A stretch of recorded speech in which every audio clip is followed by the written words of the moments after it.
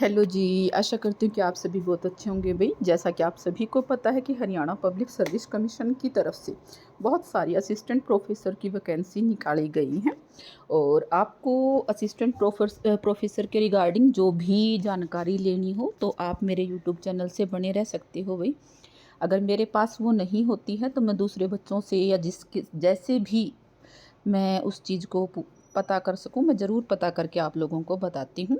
तो ये assistant professor का एग्ज़ाम क्वेश्चन पेपर है भई, आप एक बार इसको देख लें किस तरीके का पैटर्न जो है एचपीएससी अपना रहा है।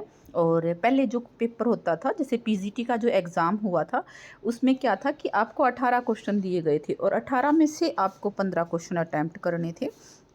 मतलब कि 3 क्वेश्चनों की आपको छूट दी गई थी।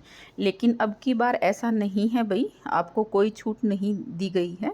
ये डिफेंस का जो पेपर आज हुआ है वो है मेरे पास मेरे जो एक स्टूडेंट लगा लें भई यूट्यूब से जुड़े हुए हैं, वैसे तो मेरा हिस्ट्री सब्जेक्ट है। तो उन्होंने मेरे पास भेजा था, तो आपको थोड़ा अंदाज़ा लगेगा कि जो पेपर का पैटर्न है वो किस तरीके का लिया जा रहा है। सबसे पहले आपको जो इंस्ट्रक्शंस दी हैं वो बहुत अच्छे से पढ़नी है। टाइम आपका 3 घंटे है। अंक आपके 150 हैं, यानी कि एक क्वेश्चन आपका 10 नंबर का है। यहाँ लिखा हुआ है कुल 15 प्रश्न है, सभी प्रश्न अनिवार्य हैं, यानी कि इसमें कोई भी छूट नहीं दी गई है। पीजीटी में ये पैटर्न था भी 18 क्वेश्चन होते थे, आपको 18 में से 15 अटैम्प्ट करने थे। बट यहाँ पर किसी प्रकार की आपको कोई भी चॉइस नहीं दी गई है, तो कोई अतिरिक्त सीट आपको नहीं दी जाएगी। जो सीट आपको दी गई है आपको उसी के अंदर अटैम्प्ट करना है।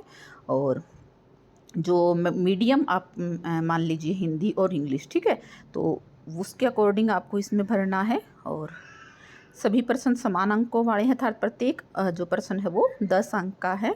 प्रत्येक प्रश्न हिंदी और अंग्रेजी दोनों में भाषाओं में है भाई। और अगर मान लीजिए कि कोई भी इसमें अगर कोई डाउट होता है तो फिर आपका जो है वो आपका इंग्लिश मीडियम को माना जाएगा, ठीक है। तो इस तरीके का ये है।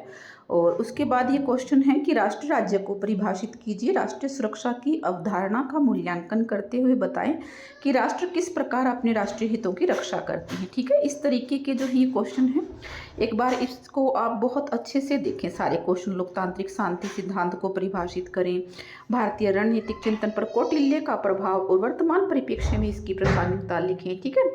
तो ये आप एक बार है ना अच्छे से एक बार ये सारे क्वेश्चन आप देख लें। इसकी पीडीएफ भी मैं आप लोगों के पास भेज दूंगी अगर किसी को ज़रूरत है। ये नहीं है कि भाई इस तरीके का ही पेपर, लेकिन जो आपका पेपर है ना, आपको थोड़ा अंदाज़ा लगेगा कि किस तरीके के क्वेश्चन जो है वो बनाए जा रहे हैं।